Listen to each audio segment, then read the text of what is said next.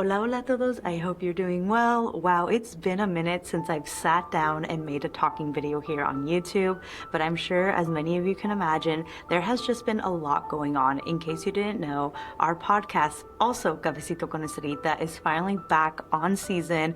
We have so many interview episodes regarding entrepreneurship, Latina studying abroad, and honestly, navigating LinkedIn, personal branding, all that fun stuff. Anyways, another thing that I realized is that I've never actually made a video addressing imposter syndrome as a first-generation Latina college student. And honestly, whether you're Latino, Latine, whatever you choose to identify with, imposter syndrome, it's a collective experience, and I'm just hoping that what I share here today can really make a difference. So let's get started.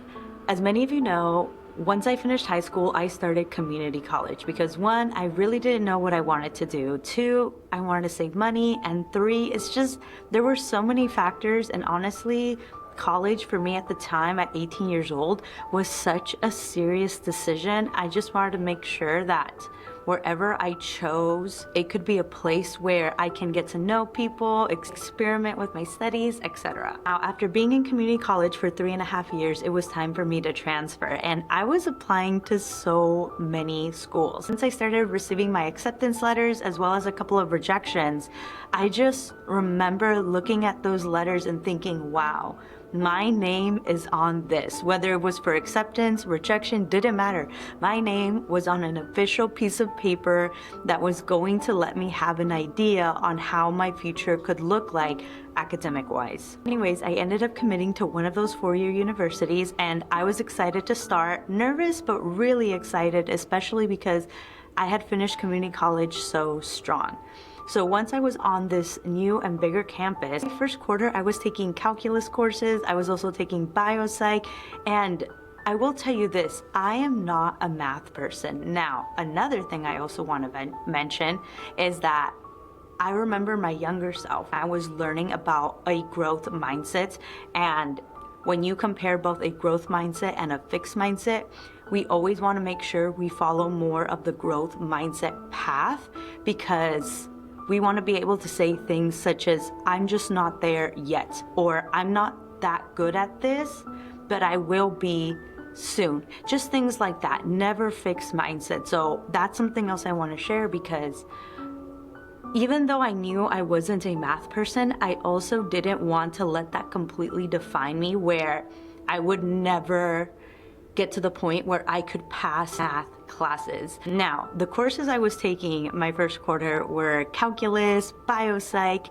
and let me just tell you, I was one of those students where if I wasn't in class, if I wasn't working, I was studying. I was doing work, like just constantly. Honestly, I didn't really have much of a social life my first quarter there at my university, because I was so committed to doing well in my classes. Now, there are a lot of pros and cons, especially being a young first-gen student with always just studying 24/7, because, well, let's just say there are a lot of pros and cons, and that would probably be best for a different video.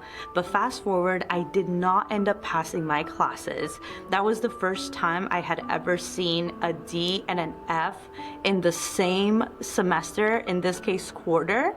And I felt absolutely terrible, especially because, again, I didn't have a social life. I just studied, did what I could, and I would go to office hours. That was the thing too, because I remember everyone would tell me, go to office hours. And even though I know I was never really been a math person, I just didn't want to let that define me. But it was just very, very challenging.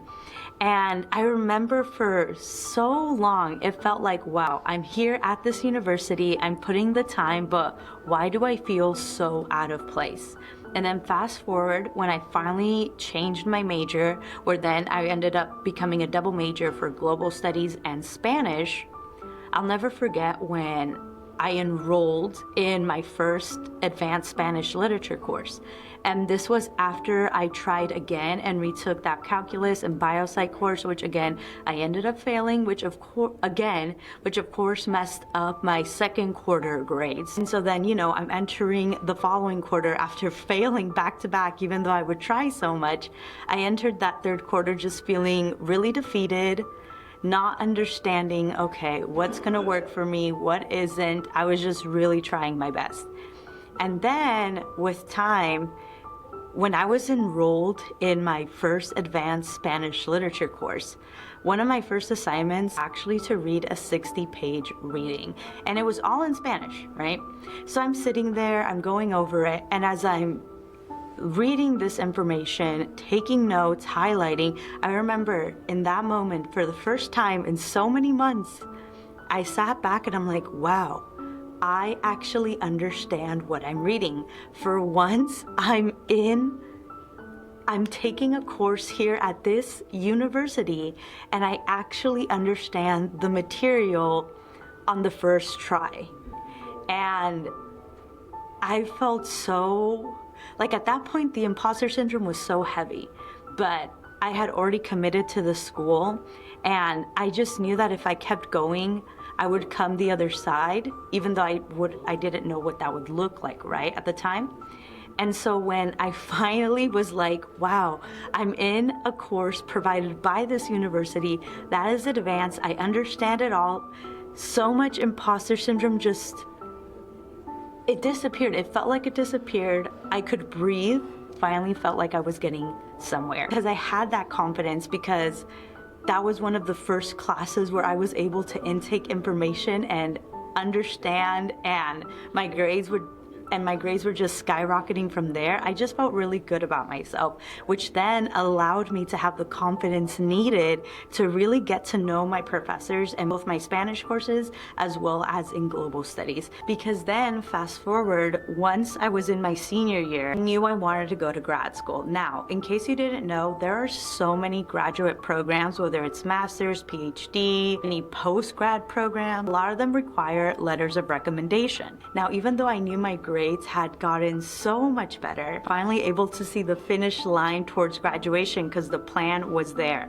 I knew the direction I was going. I had found my ideal majors, and again, going to professors' office hours, I got to the point where I felt confident to ask my professors to write my letters of rec for grad school. Now, even though I felt that confidence, a lot of the times professors, there are just so many different variables that can come into play that determine whether or not they can or can't write you a letter of recommendation. I will tell you this, a lot of the times professors, they really highly consider writing letters of rec for students that have taken more than just one class. Ideally, if you have a professor that you see you can take 2, maybe even 3 classes with, really do that as you're building your relationship with them, because that's only gonna give your professor more context to use, more material to use for your letter of rec to make it super strong.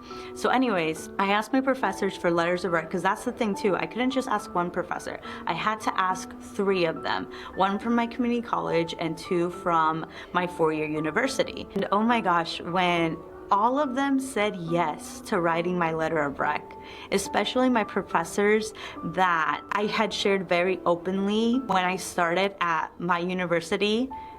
It was very hard, and then I eventually found myself in academic probation. When they had agreed to write my letters of rec to continue my studies for graduate school, I got so emotional. Like, I can still feel how my 24-year-old self felt so proud, like, wow, I did it.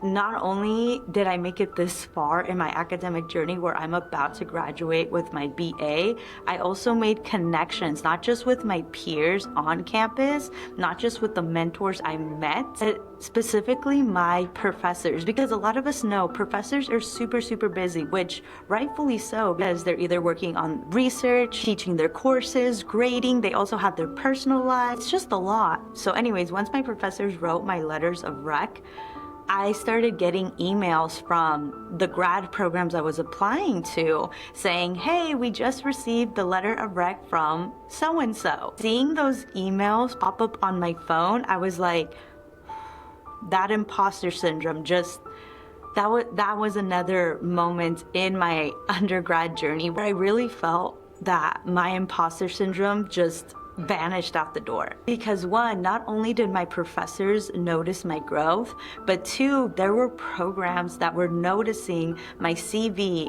that were noticing my statement of purpose, that were also seeing my grades and just the improvement and using all those accolades to determine that yes, this student, Estrella Cerrato, even though she's first generation, etc., she belongs in this program. And it's just so crazy to think that if younger me didn't develop the courage to keep going after facing imposter syndrome with academic probation, after facing imposter syndrome, so many other cases, I would have just let that fear consume me. How would I have known that there would be professors out there in this academic world ready to say yes to me to write letters of rec? All of these experiences were just moments that younger me needed to really showcase and remind me that I do belong in these academic spaces, and so do you. So mi gente, believe me when I tell you this, you belong in the university that you're in. You belong in the professional space that you're in. And I just want you to know that you are not alone. If you clicked on this video because at one point you were doubting yourself and were just searching somewhere on YouTube a video that would give you inspiration, motivation, and to help you feel less alone, I hope this video did that for you. And I just want to also let you know that if your journey looks different than what you imagine, or if it looks different from those around you, especially if those around you are not first generation or may not relate to the first gen experience, doesn't mean you won't succeed, because you will. Mi gente, if you haven't already, please make sure you are subscribed to the Cafecito con Estrellita YouTube channel, where we are here to support, serve as a guide, serve as an amiga for you, whether you're in school right now, post-grad, exploring career, all that fun stuff. Because here we support first gen and anyone else that truly resonates with the first generation experience. So if you're looking for conversational interview episodes to tune in to help you get through your journey, definitely check out the Cafecito con Estrellita podcast. We are on Apple Podcasts, Spotify, and the podcast is 1000% audio for now. Yeah, cuídense y hablamos pronto. Adiós.